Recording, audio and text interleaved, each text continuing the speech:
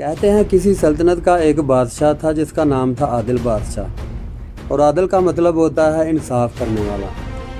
वो एक दिन शिकार पे गया और उसने तीर चलाया। जंगल में जाकर किसी हरण को तीर मारा, लेकिन वो तीर हरण को तो ना लगा। किसी बूढ़े किसान का बेटा खेत में काम कर रहा था और वो तीर उसे जा लगा।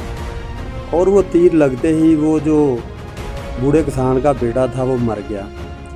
इस तरह बादशाह बहुत परेशान हुआ कि मुझसे बहुत बुरा हो गया है। लोग भी बातें बनाने लगे कि ये बादशाह आदिल बादशाह है, ये खून का बदला खून ही लेता है। अगर सल्तनत में कोई कत्ल हो जाता है या खून कर देता है तो वो खून का बदला खून ही चुकाना पड़ता है उसे।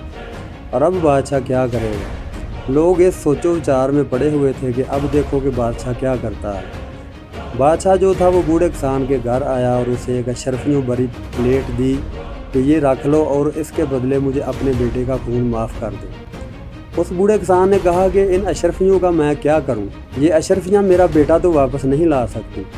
तुम आदिल बादशाह हो, अदल करो यानी कि इंसाफ करो।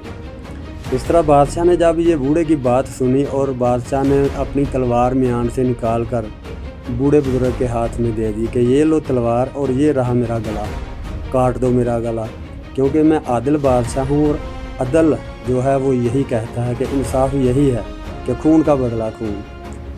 इस तरह जब उसने गर्दन झुका दी तो बूढ़े ने कहा कि मैंने तुम्हें अपने बेटे का खून माफ़ किया। ये होता है कानून और ये होता है इंसाफ। उसकी मर्ज़ी उसने माफ़ कर दिया, वो अलहदा बात थी। लेकिन बादशाह ने अपना सर जो था एक गरीब और लाचार बूढ़े के आगे रख दिया कि मेरा सिर कलम कर दे ताकि तुम्हारे बेटे का बदला पूरा हो जाए।